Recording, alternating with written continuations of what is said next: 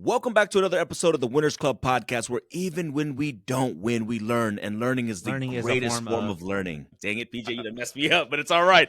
So today we have a very special guest. This man I've looked up to because he's been able to do such incredible things that I hope to accomplish one day as well. We have Jim Keys, with the former CEO of 7-Eleven and Blockbuster. Today, you know, he fly planes, he's an author, he's working on art, AI, the whole shebang, and he's still continuing to play the game at such a high level. So we're honored today to have such an incredible guest. We're going to go deep and we're going to learn so much because, like I said, learning is the greatest form of winning. So let's get right into it.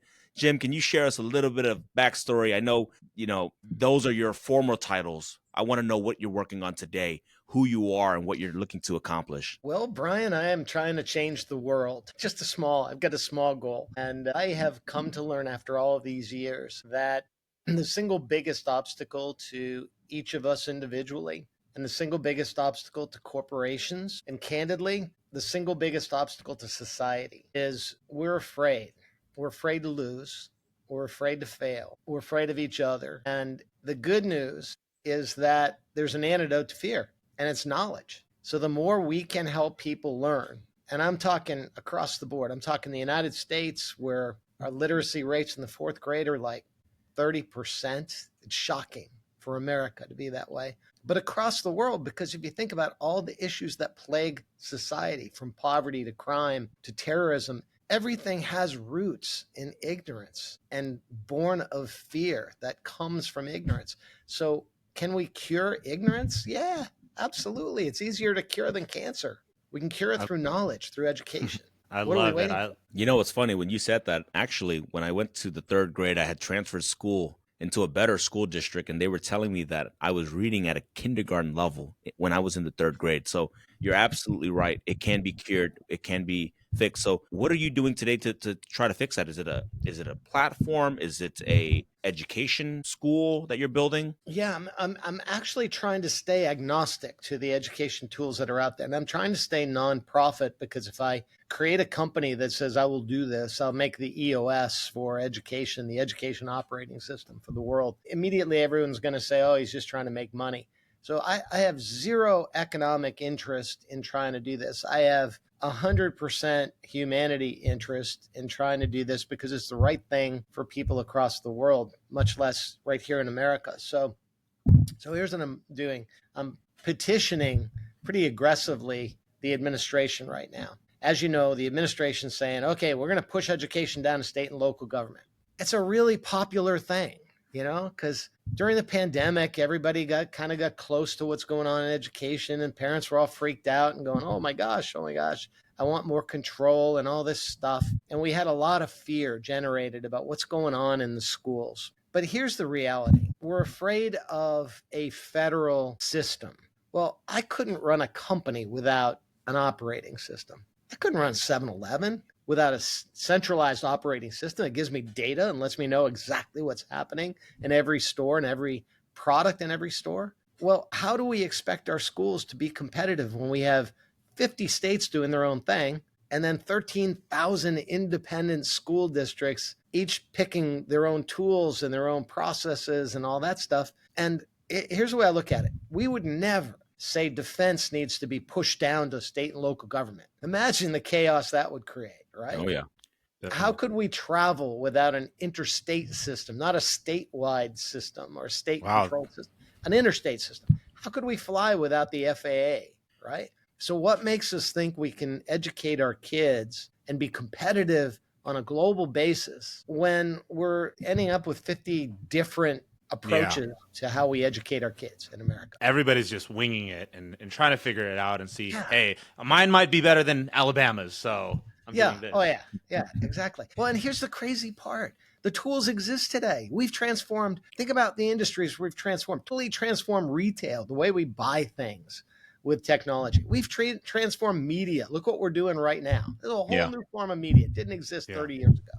Yeah. We've transformed so much with technology, and yet we're still teaching kids the way we taught them 100 years ago with teachers and classes and blackboards and books. Yet there are tools. There are AI tools now.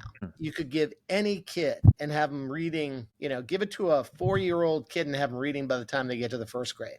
with proficiency. Let me ask you Why this. wouldn't we do that? Where did your drive come from? Because you actually, I mean, I read somewhere that you grew up without running water. So that tells me you did not grow up in a family that was, like super rich and all that. So where is this coming from? No, Was it that's why. nature, nurture, or? No, it's coming from experience. I'm one of those kids. I should be in a factory right now, at the same factory my dad worked at, running a machine like anybody else that grew up the way I grew up. I mean, that's what the expectation was. That's what the environment said my identity was and would be. Who do I think I am, right? To go to school, to run a major corporation? I can't do that. And I just blocked all that out. Thank God I blocked all that out. And to me, the pathway was education. Thank goodness I had some teachers that took me under the wing and said, hey, kid, you can do whatever you want to do. Just work at it. And it was the very adversity that I faced that gave me the resilience to realize that education, I'm going to fail. There are some classes I'm not going to do well in, but I'm going to learn from it. I'm going to do better next time. And I'm going to keep coming back at it over and over again until I learn. And in your words, guys, you guys have trademarked this idea. If you can learn from your failures, there's no such thing as failure. I mean, that's how I look at it every single day, because I fail so much that I think if I looked at it as real failures, it would not be good for my mental health. Yeah. That's why you turn a negative into a positive and you just keep trucking. Man, exactly. You ever hear Michael Jordan tell the story about how many shots he's missed? Right? I mean, but he learns from every shot. Instead of missing it and then feeling bad about himself, he says, okay, what did I do wrong? I'm going to learn from that. Next time I'm going to make that shot. Yeah. I want to ask Jim, is there a specific moment in time, right, when you're going through these struggles, or you're just like, hey, I meant for something better? Do you remember a moment where you had that shift? I wish I could point to one thing, but I had, I think, 1,000 things. I just had small areas of recognition where, I'd do well on a test and I'd feel good about it, or, I'd make the baseball team and realize, well, I can do this too. Every step along the way, if I would have a failure and then double down on it and then win the next time, it was just that positive reassurance that I can do this if I stick with it. There's nothing that I can't learn, and therefore nothing that I can't accomplish, whether it's sports or with school or, aviation or art, anything.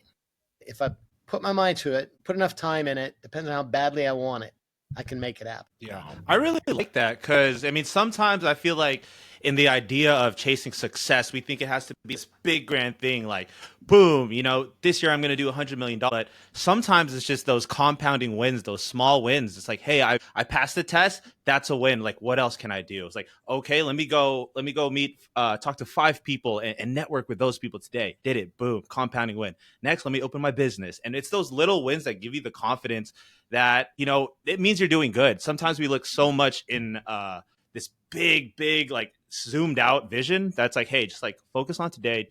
Are you improving? Because 1% every day is still 365% better every year, Hey, you're so right. It's people want immediate gratification, unfortunately, today, and we all want it. It's a very human thing, and we want that fancy new car, so we're ready to quit school and go, do whatever I need to do to get that new car. But our goals are so short term, and we're so driven for the little stuff sometimes that's insignificant. We lose sight of the long-term goal. And the idea that, like you said, I love that idea of it's compounding. It's like compound interest. The effort I put in today, more I work on it, it's going to compound into greater and greater and greater opportunities down the road. Was your goal always to become the CEO of 7-Eleven back then? No. If you were to move back, like, are you kidding? I had no earthly idea. I didn't think I could do that. I was being told I couldn't.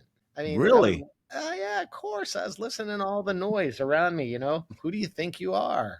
I mean, not that smart. Come on.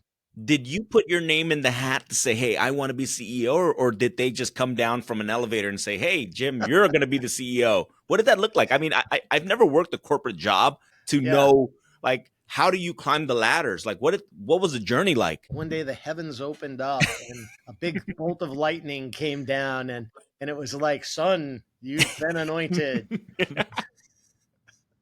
No, it was, first of all, let me start with, I did not want to be a business guy. I thought, honestly, I thought business was cheesy because my perspective of business was two things. It was the salesman that would come and knock on my door and try to sell me Cutco knives or some, encyclopedias or something. That was business in my very limited worldview. Or it was the factory my dad worked at. And it was like, business is dirty, and it's like, yeah, I don't want to do that. So I, in my childish mind, first wanted to be an astronaut because I thought they do cool stuff and they're ordinary guys. They're not like special rich people or anything that went to the best schools. So I want to be an astronaut. And then I realized, well, maybe there's too few people that ever get to be astronauts. Maybe I could be a lawyer or a doctor. And it was only because that was my very limited worldview. And that's what so many kids face today. If you grow up in the hood and it's not your fault, it's what you were born into. It's what I was born into. It wasn't my fault, but I had no perspective on what's possible. So that's the biggest challenge. And what I've been trying to do is to help kids understand the more you can learn about what's out there, the better off you'll be and the more incentive you'll have. And then you got to overcome all of those perceptions out there that you're not capable, because they're many and they're fierce. That's true. I always tell people, the show that saved me, because I grew up in the hood, was a show called 90210. Yeah. And I just remember watching it and dreaming. And this was before, YouTube or anything like that. So that show was eye-opening for me because we were in Oakland, California. Our windows had bars. And then you see these kids driving convertibles with pools in their back. And I said, why not me? Why can't I have that life? And then ever since then, it was just like, well, there's more out there for me. Let's keep pushing. And I think that ties back to your education, basically leads to freedom, because that unlocked, by educating myself on that, it unlocked something. And I said, okay, well, if they have it, I can have it too. Yeah. And that was my new freedom. Exactly. Yeah. Do you ever meet a guy named or hear of a guy named Stedman Graham? Stedman Graham? Stedman Graham. He's an author, and he wrote the foreword in my book. So Stedman put together the foreword for me. He's a motivational speaker, goes to schools, a lot of inner city schools. And he talks about identity. And he's a great guy to do it, because he stands up. He's like, look, I'm 6'5", African-American dude. What do you think people where I grew up said? You're going to be a basketball player. And so I played basketball, and I was a good basketball player. But it wasn't until I realized that wasn't my identity. That was the identity everybody was sticking on me. And thank God it wasn't something worse, because it could have been, You could have been, you're a bad kid. You grew up in the hood, so you're into this or that. Instead, for him, it was basketball. And he was like, I had to realize it was up to me to build my own identity. Identity is like a brand. And if I don't create my own identity outside of basketball, then that's going to limit what I can do, because I'm not Michael Jordan. I'm never going to be, the best of the pro basketball players. So I better find another way to define my identity and not let others decide who I am or what I can do. Wow. So true. Yeah, so true. I think that's really big, super big. I mean, we have to take control in designing our own life, right? I think that's one of the biggest awakenings anybody can have is like, hey, I'm not designing my life the way I want it to. I'm just listening to everything that I've heard, from my parents, what my friends are doing, what my school counselors are doing. And that's even a problem too, I think, in the education. It's like, why aren't we, allowing more students, right, who are going to be in America, options, right? Or at least encouraging them, right? Because I also too, something that you really said earlier was fascinating to me, right? Is the astronaut to being hey, let me be a little realistic. I'm gonna go be a lawyer. And I think that's one of the most dangerous things that when it comes to success is hey, let me be realistic, right? Which, granted in business, you have to, run numbers and things like that. But, in the beginning, realistic is oh, that's too hard for me. I can't do that, right? No, you know what? There's a dialogue right now. And I think it's one of the most dangerous dialogues I've heard in America. You've got everybody from Peter Thiel to Elon Musk to, I think I even heard Warren Buffett say it, that you don't really need to go to school now. You just go learn a trade. You can do really well. And I was one of those kids. My brothers went to trade school. And then I saw them, thankfully I was the youngest. I saw them trapped to their life, to their machine. I had a brother who's a truck driver. there's nothing wrong with being a truck driver, but man, he was so trapped because that was his skill, but that's all he could do. And in contrast, I have so much more freedom because I can do whatever I want to do. I've been able to learn so many other things, and it's that breadth of knowledge that gives you the unlimited opportunities to keep reinventing yourself. So I worry about this trend now. It's like Michael Jordan just saying to a kid in the city, just go be a basketball player, you'll be fine. Well, maybe 0.001% of you will, but what about the rest if you don't get that education? But I mean, I can kind of agree, because now with both sides, really. And so I want to ask you this is, how do you know what's right? Like, what do you have a process that will help the younger generation decide whether they should go to college or go to a trade? Because I'm not going to lie to you. I see a lot of people and I'm like, you shouldn't go to college because you're not doing it right. Yeah. Right. Yeah. And so, I mean, you see it all. And Yeah, I feel like there's no right or wrong, but what would you suggest a young 18 fresh out of high school kid do to maybe help them pick a path? Yeah. So first thing I would say is, what do you want? What do you want out of life? I mean, if you just don't want to work really hard and you just want a simple life, fine. Pick something you like to do and just do it and be the best at it. If you want to be a plumber, go be a plumber, be the best plumber in the world. But then I modify it. Now, if you have any ambition at all, wouldn't you rather own the plumbing company? So, dude, get at least an associate's degree. Because if you own a plumbing company, you could be the best plumber in the world. As soon as you go out and try to scale that, the first thing the banker's going to say is, where'd you go to school? Before they lend you the money. Now, maybe they'll lend you the money anyway, but it's going to be harder to borrow the money. It's going to be harder to get the big job if you want a big job in a big plumbing firm as management without at least that associate's degree. And come on, what is it? 2 years? I refuse to believe that anybody can't suck it up and at least do a couple of years, right? Now, is that essential for everybody? No. If you want to be an actor and your passion is acting, you don't need to go to college. But here's the way I look at it.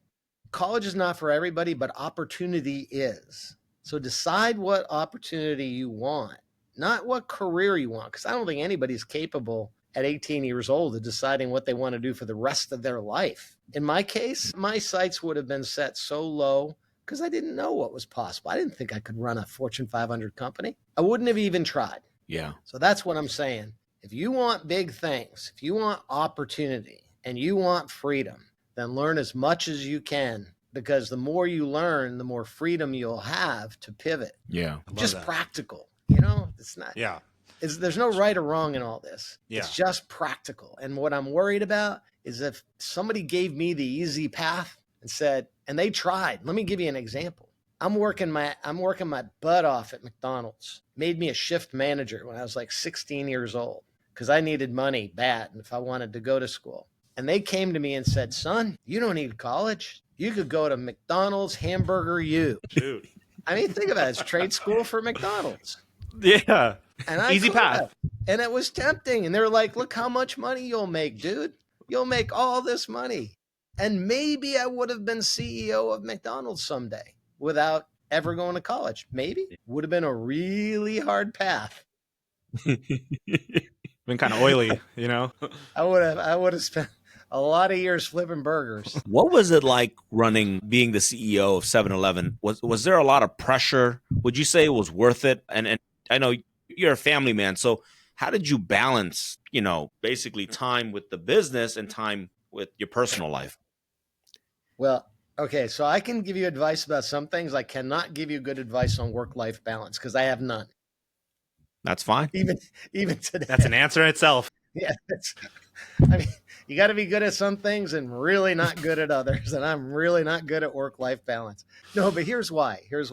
It's because I've never seen work as work. Work to me is fun. So it'd be like if I was a professional golfer, that's all I want to do is golf. And my family would probably hate it because all I ever want to do is golf, right? And that's what happens when you are passionate about what you do. You get caught up in it. And it's not that you're working because you're a psycho workaholic. In all cases, some people are that way. In my case, it was, I love what I'm doing, man. I just can't, I want to keep going. This is a blast. And the reality is, yeah, your family life suffers. Now, my family life ended up being fine, except that I have a family that understood it. and sort Yeah. of signed up for that in the beginning. Said I waited until I was in my late 30s to get married, so by then they knew what they were getting. It's like, Yeah. What is it? You know, what is it that you love about the work? I love the work, but there's some things I don't love, but there's some things I really love. What is it that you love about the work? About yeah, running to me, companies it's just stimulating. It's like business. Remember, I said I didn't want to be a business person. Mhm. Well, I just didn't know. I didn't realize business is a, a blank palette for unlimited creativity. I mean, every day I have an opportunity to create something new and to build it from scratch, like a sculpture. And then over time, piece by piece by piece, I add on to it, and then I can step back and go, wow, look at this. 7-Eleven was a company that had been a great company when I arrived and got themselves in a whole lot of trouble and were in bankruptcy. 1991, 7-Eleven was bankrupt. Some people would have said, you ought to quit, get out of there. You know, you're young, need a career in a good place. But that crisis at 7-Eleven was an opportunity for me because I don't think in a really successful, healthy company, I could have gone from joining the company to being CEO in 12 to 13 years. Mm. That trajectory and the ability to sit in seats that I was probably not qualified for at the end of the day. I got to be CFO of a public company. I had one accounting class. Yeah. So how did you You do did it? it. Did you rely on your team? Relied very heavily on my team. I had a really good audit partner and controller. And when they made the announcement, I went home from work that day and I said, "Oh shit, where's my accounting books? I got to figure out if it's debits on the left, credits on the. I can't remember. I'm in deep trouble." Wow. But it's I want when to you're add. outside. It's when you're Yeah. outside your comfort zone, though. This is your mantra, guys. This is where you live. It's when you're So- way outside your comfort zone, when you are putting yourself at huge risk of failure, Love that. that's when you learn. I want to ask Jim, after 2 decades of being CEO at 7-Eleven, what can you share about being an effective CEO? Well, first of all, I wasn't CEO for 2 decades. I was at 7-Eleven for 2 decades, but I was CEO for a quarter of that. And what I can tell you about being an effective CEO, all of this, you know, there's a million books about leadership, servant leadership, leadership by this or leadership by that. I think leading is learning. Leading is all about learning. And here's why. I joined 7-Eleven, as I said, it's a wildly successful company. Everything was going great. All of a sudden, the market collapsed. They did a leverage buyout. They had a bunch of debt.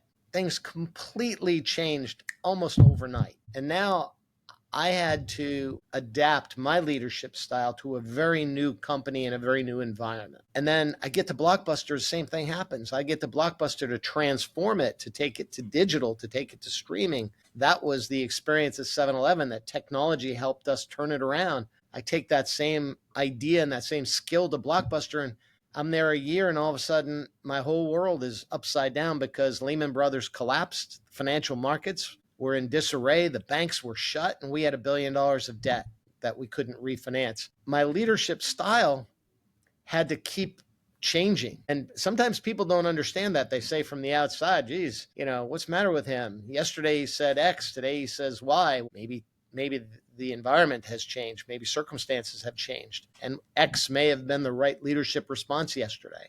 And today, Y may be the necessary leadership response. If you can't pivot as a leader and embrace change, the only thing that you can count on is you'll fail. So you kept pivoting. I mean, this isn't really much a leadership thing, but just out of curiosity, I remember you mentioning that when you were at Blockbuster, you guys bought a company called Movie Link, and that was supposed to basically combat streaming. But what happened? Consolidate streaming. Consolidate streaming. Yeah, yeah. Because here's what happened: the studios saw streaming coming. Blockbuster saw streaming coming. Everybody says, "Oh, Blockbuster didn't see," and they never saw Netflix. Blah blah blah. That's all nonsense. It's all perception. Yeah, and it's false. It's just false. Blockbuster in 2000 was trying to do a deal with Enron to do streaming before streaming was ever even a thing. By the time I arrived in 07, Netflix was already doing DVDs by mail, but still no one was streaming, except the studios, seeing this coming, said, we're not going to allow this to get out of control. So we're going to come together. 5 of the 6 major studios, Warner, Sony, Paramount, they all got together and created a company called Movie Link so that they would control streaming all in one place, aggregated, just like the Blockbuster store. Go in the store, old movies, new movies, foreign movies, it's all there, right? I don't have to worry about, imagine what it would have been like back in the day if you had to go to, Hollywood Video for one movie and then drive down the street to Blockbuster for another. Well, that's what we have today, unfortunately. Yeah, that is actually true. Yeah, it's a pain. So the studios were trying to prevent that. They put this together. Now, they also were arch enemy competitors. Yeah. So when they tried to collaborate, they didn't do so well. So they said, all right, we'll sell this to the next best alternative, Blockbuster, because we like Blockbuster's model of rent by the movie. Because if you're going to make a $20 million movie, you can't make that back at the box office. You need that next window called the rental window to be able to make some of that money back. And then, only then, it goes into the all-you-can-eat buffet, which is the Netflix streaming model. So they didn't want the all-you-can-eat buffet, because if you just made Top Gun, you don't want that to go into the all-you-can-eat buffet for a lot of years, because you spent $500 million making that movie.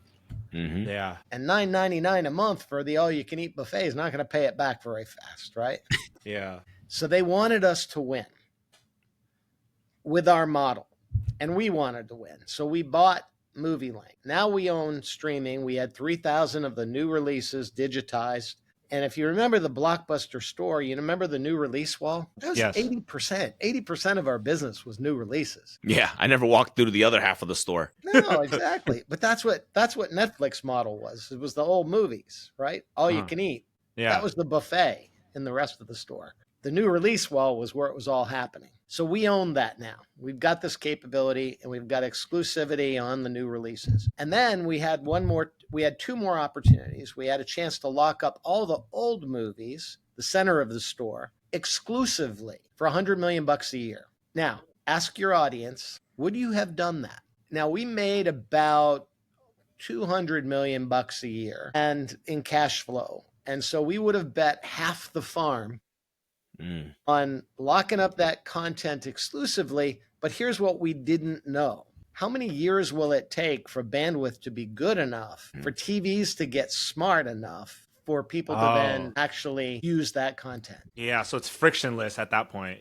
It's very easy to say yes now, but back then it's different. And, PJ, you know me. We go through my finances all the time as a company, and I say we're not betting the farm. And when you put up 50%, it's a lot. And I'm going to clear the other air, okay? Because this is not the CEO that turned down the acquisition of Netflix. By the time he got into that seat, Netflix was already worth $1.2, $1.3 billion. There was no way Blockbuster was going to buy out Netflix. So let's clear the air. He's not the one that said no, okay? Yeah, thanks. But and I mean, let me defend my predecessor. That happened. That did happen, Brian. That happened in the year 2000. And that was when Netflix stock was 79 cents a share and they were struggling. So if anybody thinks that Blockbuster should have bought the stock for 50, you should have bought the stock for 79 cents. So true. Don't be critical of Blockbuster. Yeah. You didn't buy the stock. If you could predict the future, you should have. Yeah. Focus on yourself. Yeah, exactly. At $200 million a year in cash flow, that's still a pretty hefty bag to handle things. What went wrong? We were doing fine. So here's what happened. 2008. So we're sitting there. We've got this great competitive advantage versus Netflix. We've got new movies. We've got a chance that we didn't take this exclusive deal. They would have nothing to stream if we had done that deal. But right about that time, when we're debating, should we do this, Lehman Brothers collapses. The General Motors and Ford had to go to D.C., if you recall, to beg for a bailout from the White House. Well, we had the same problem. We had $1 billion of debt, and it was due in 2009. Well, by 2009, the banks are completely shut down. No one's lending to anybody, anything. And this is not just America. This is worldwide. So we had $1 billion of debt that we had to figure out how to do without. We were fine. We still had sufficient cash flow to be able to make it through. And here's why. Because our credit terms from the studios, we only had 6 major studios, and they let us pay after 90 days. So you know how credit terms work, right? You buy something today, we would rent a DVD. We'd buy a $15 from Sony.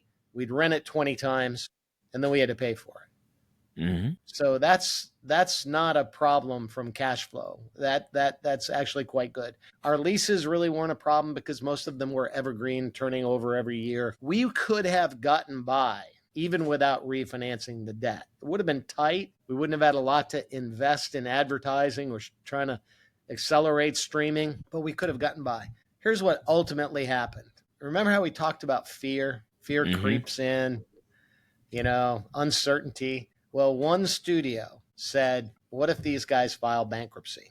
Because the street started to make rumors, because a lot of companies were filing bankruptcy because of the financial crisis. And we had no plans to file bankruptcy, but the rumors started hitting the street. And one studio pulled our credit terms from 90 days to cash. In other words, we had to pay in advance for every movie. That took $300 million in cash flow, out of the company within about a 2-week period. And that really forced our hand. At that point, we had no choice but to restructure the company. And even then, we're able to take it through a restructuring and a sale to Dish Network. So thinking about that, what could you have done at that moment, if knowing what you know now? Just because I want to learn, because that, the net 30, the net 90s, that stuff is still around till this day. Oh, yeah. And it happens. And honestly, in some of my businesses, that's how we stay afloat, because you put stuff on our shelves and then we can sell it, right? Yeah. So exactly. what should you have done, or the company should have done? This is why it's so important for people to understand the Blockbuster story. Even Harvard missed it. They did a case study for Harvard Business School, and they said, Blockbuster failed to keep up with technology. Done, right? If you believe that, then the perception that Blockbuster had one problem, they didn't keep up with technology, you miss all of the rich learning.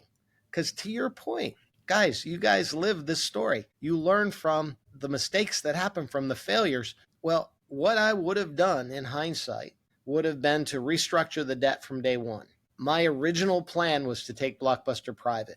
I had private equity backing, take it off the street, refinance the $1 billion debt, take it private. We would have sailed right through the financial crisis because our term would have been 5 years out. I blinked. I said, no, Carl Icahn was our lead director, and he convinced me, you've run a public company before, public, private, no big deal, leave it public. So that was step one. I could have and should have refinanced it from day one. Step two, day one, first week on the job, the company had violated a bank covenant. In other words, the banks were ready to shut it down in 2007 when I arrived, July of 2007. I went to the banks and asked for an extension of our deal, forgiveness. Instead, I should have refinanced the debt right then and there. It would have been more expensive, but it was doable. So I would have paid a couple hundred basis points for a new debt facility, and I would have pushed the term out. So that was the second option.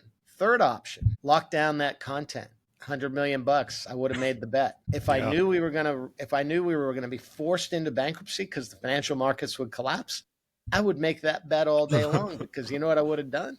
I would have locked in that content by contract, filed for bankruptcy, but restructured the company around that digital entity, closed all the stores, and we would have been left with an exclusive contract for all of this content, and we would have been the only man standing at that point. And that's, guys, is why you need to just tune in, ask the right questions, because I'm not going to lie to you. This whole time, when you look at Blockbuster's downfall, all I knew was that Netflix took them out. I'm guilty of that too, without diving deeper. Yeah. But now you understand that, guys, it's business. There's a lot of moving components. There's a lot of things happening, and it's not so easy to, everybody wants to be a scholar and say, oh, it's so easy, they should have did this. There's a lot of moving parts, especially when it comes to money, right? Yeah. Allocation of money is not always easy to say, well, we can just put 100 million here. Where's the 100 million going to come from?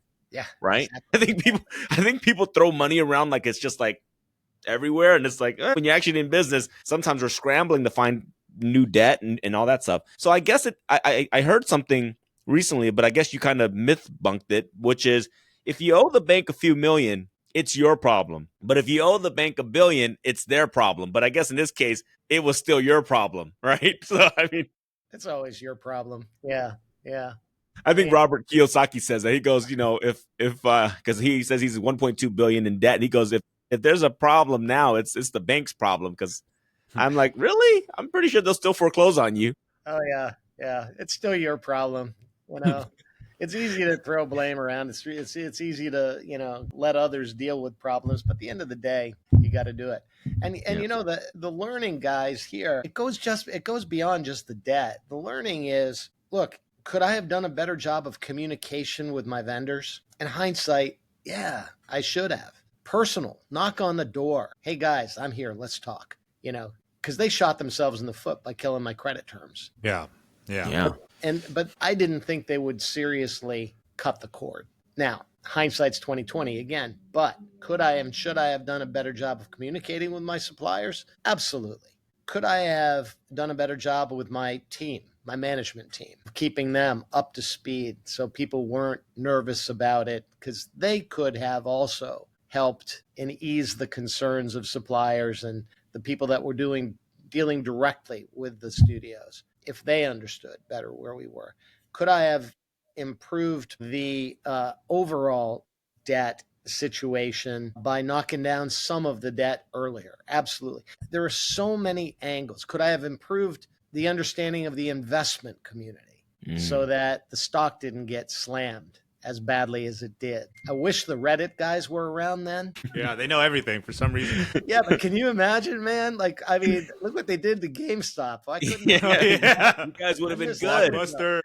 Shit, I missed that window by like 3 years, 5 years. They would have loved Blockbuster. I love that. So much to learn from.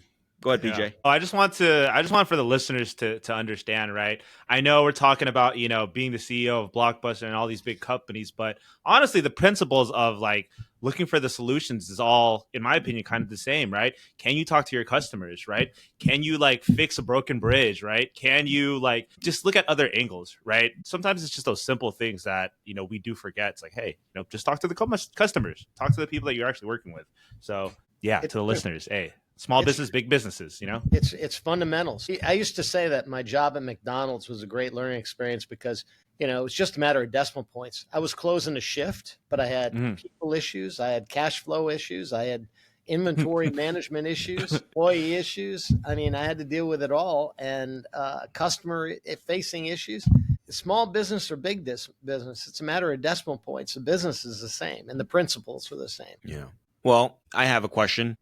You've had the opportunity to meet and sit down with Warren Buffett. What were some of the greatest lessons that he shared with you? I think you shared something, but I want to hear it like on this podcast. Yeah. Well, my favorite is, there's two favorites. One is that he sent me a book one time to congratulate me for an award that I had received. And I was at 7-Eleven at the time, and I was really thankful for it. But I was flipping through his book, and I was like, oh my gosh, look at this. Check this out. And I'm going to show you, because one whole chapter of his book was dedicated to a Calvin Coolidge quote, as weird as that is, right?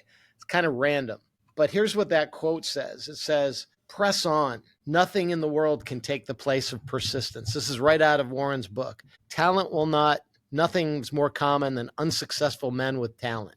Genius will not. Unrewarded genius is almost a proverb. Education alone, remember that alone, will not. The world is full of educated derelicts. Persistence and determination alone are omnipotent. That quote I first saw when I worked at McDonald's at 16 years old. It was on a poster on the wall. I think Ray Kroc must have put it up. I was so moved by that poster and so motivated by it that I took it to shop class. We did have trades back then in high school. I took it to shop class. I burned the edges on it, and I built a plaque. And this plaque with that quote has been on my desk since high school. And it's still, as you can see, within reaching distance on my desk today about the importance of persistence.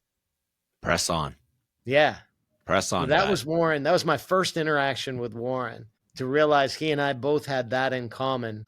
And the irony is the book, I won't get it for you, but the book, if you open the page, is the same script. I mean, literally, I don't know if he took it off I don't think Warren ever worked at McDonald's, but I think he was an investor at McDonald's. Yeah. He ate there.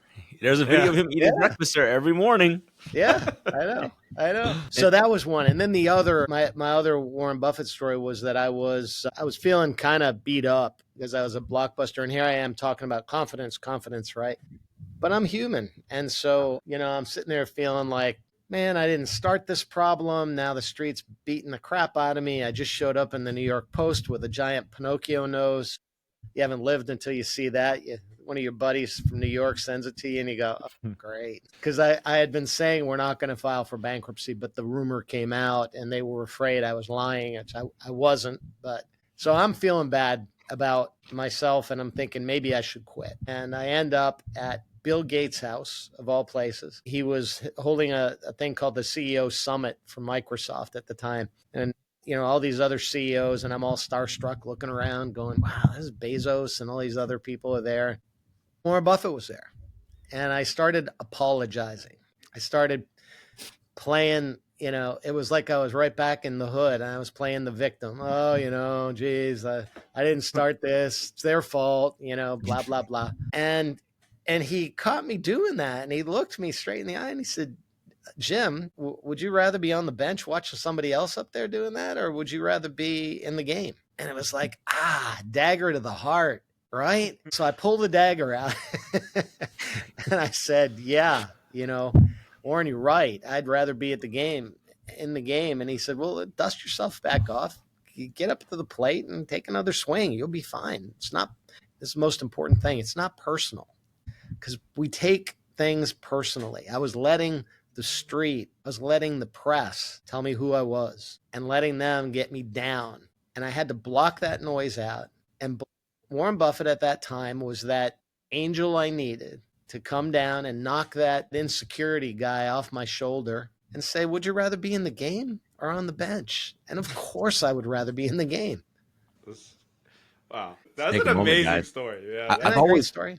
That's a great story because I don't know how I would respond if so much negative news comes out and they're blaming me for this failure and that. And so, I've had losses, I've had failures. But, when all eyes are on you, so it's tough. I cannot. Yeah, but so again, I'm gonna take the quote: "Press on." How did you press on? What was after? Like, did you focus on the next thing and said, okay, you know what? Hey, this happened, but walk us through that process because it's easy to tell somebody to press on, but how did you press on? Yeah, well, the most important thing is I was pivoting at that point. I was like, do I quit or not? My family, my friends, everybody's like, dude, get out of there. This is 2009, right? It's right after all the financial market shit hit the fan. And I'm like, I didn't create this mess. Maybe I just leave. And that was the easy route. The easy route is just go. I didn't need the job, but it wasn't the right route. And that's what that encounter did for me, was to sort of make me say, look, it's not personal. Don't take it personally.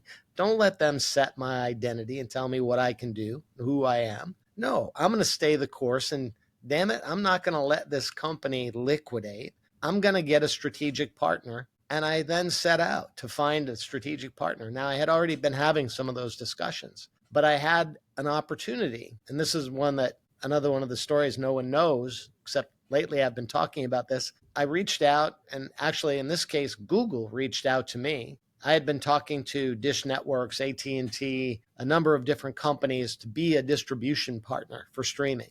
Well, Google reached out to me and said, Jim, we just bought YouTube. And the studios are mad at us because kids are streaming free content from movies. Would you partner with us? Can we look at a collaboration where we're side by side, joint venture on streaming? YouTube, everything free. Blockbuster, everything paid. Movies, TV, everything. Aggregation, just like the stores, all there. The Google deal would have given me what I needed to sign the $100 million a year commitment on streaming. Right? So all the pieces are coming together. I did press on, was committed to finding that strategic partner, getting this deal over the finish line. And then there's another dynamic here. When a company is having financial challenges, I call it bankruptcy Inc. The shark starts to circle. And it's the restructuring companies, it's the banks with restructuring companies, it's the law firms with restructuring departments. And they all team up and they say, hey, Blockbuster's in trouble. Let's let's go meet with the board. And they scare the board in terms of personal liability, et cetera, et cetera. And then you end up hiring these lawyers and restructuring companies and bankers. And when that happened, when my board said we should hire them to get advice, the next thing that happened is the press picked up on this and reported that we hired a restructuring law firm, and therefore we were going to file for bankruptcy. When that rumor broke, and it was, again, just a rumor, we had hired a restructuring law firm to keep us out of bankruptcy, not to help us through bankruptcy. But some of the debt holders perhaps leaked the rumor. I don't know. Who knows? But the rumor got out that we were going to file, which we weren't at the time. And Google called me up and said, Jim, we can't do the deal. We're going to have to pull it. So we lost the deal of the century, which would have been fabulous for Google, great for us, great for the studios, and ultimately it would have been great for the customer because it would have been the one-stop shop, the aggregator that doesn't exist today. Can I ask you a question? You know, I can't stop but wondering, like when these conversations are happening, I just see you flying that down to Mountain View and going into the CEO's office of Google and just having a conversation. Does that work that way, or do you? I mean, even though you're CEO and they're CEO, do you still have to go through their chain, like their what is it called, levels before you get to the CEO? Yeah, I can't remember who was it. Anyway. I just see you jumping on a plane and as a movie, I'm jumping on a plane. I'm going to talk to him in person. I did. And now it was the guy that reached out to me, a guy named Nikesh Arora, who has left Google. He runs a big tech company now, but he was the guy with the idea because I don't know if he was he was one of the very senior people, number 2, number 3 guy at Google. And he was concerned about this YouTube problem they had. So he reached out to me, and that's how this deal got started. Yes, I jumped on a plane immediately, got out there. In fact, I'll never forget going across the Google campus. Now, here I am. I'm kind of a button-down corporate guy, right? Big oil when I got out of grad school. I worked for 7-Eleven. That was about as out there. And Blockbuster was pretty conservative. I mean, still today, I still wear the white shirt. And I get to Google's campus, and here's this guy. First guy I saw as I walk up to Google's campus view was a guy riding up on a unicycle with purple hair. That's Silicon Valley for you because we're here. You know, you wear a suit. You kind of. Here I am. Adapt. You gotta adapt. Right? That's what you adapt. You stand out if you wear a suit here. Sometimes they just think you're a banker or something, and so it looks a little weird. So I knocked him off his unicycle. I jumped on, grabbed his backpack, and rode up to and did it the Google way. That would have been a good story, though. I think it's gonna make for a great movie. I think this movie's happening. Yeah, there's just so much richness in this Blockbuster story that I may write the book one day. I don't know. I've flirted with the idea, but there's just so much to learn. And I keep coming back to the theme that you guys have. You learn more from the challenges you have in life. Yeah, and, definitely. You know, people who have it easy and coast all the way, they don't learn as much as people who have some challenges, some setbacks along the way. Believe me, I think I've taken more notes. I mean, things are going well. Thank the Lord. But, you know, we are the real estate. I'm mostly in real estate. And so the market is still very much shaky and rocky. And so I'm already taking your advice. You know, we have debt on all our deals. We have, you know, obviously we have to restructure. There's all these things. And so I'm already taking down notes, and I might start applying it right after this call, because they always say the worst time to ask for money is when you need it. Yeah. And so now I'm like, let's go get some more money. Yeah. We don't need it, but it's a delicate balance. But I guess the only advice there is just keep your eye on the markets and on the future, because when 7-Eleven did its deal, it was trying to take itself private, and the cost of money back at the day was still high versus where we are today, but it was high single digits, and they ended up funding their debt at 17%. Because the market had collapsed. When you have one of these major disruptions, 1987 was a major disruption, 2007 was a major disruption. Here we are, 2025, who knows? But if the market has one of those catastrophic meltdowns, these things happen worldwide. There's nothing anybody can do. You want to have the flexibility to be able to manage that debt and not have to put yourself in an untenable refinancing mode or pay outrageous rates. So anyway, it's just a consideration. Very, very good. Well, I'm going to take a quote out of your book, which is change equals opportunities. So I'm actually looking forward to the changes and the disruption that happens, because more opportunities, more money. Yeah. Acronym CEO, right? CEO. Change equals opportunity. Jim, we're going to wrap this up now. I want to be respectful of your time. What's one piece of advice for all the aspiring CEOs out there that wants to go out there and crush it and dominate at a high level like you? Yeah, my best advice I can give you is the three things that I've been calling my gift. It's change, confidence, and clarity. And if you're able to embrace change, go at it with confidence, and knowing that confidence is something you can learn. You're not born with it. You can learn it. You can build it. And then clarity of both inbound listening and outbound communications, that clarity, that ability to simplify. To me, the combination of those three things eliminate fear, which is the biggest culprit, and allow us to accomplish virtually anything we want to accomplish. Well, there you have it. You heard it from the best. Well, guys, do us a favor. Share this with 5 friends who want to learn, want to dominate, and want to continue to grow. And until then, we'll see you guys on the next episode. Peace.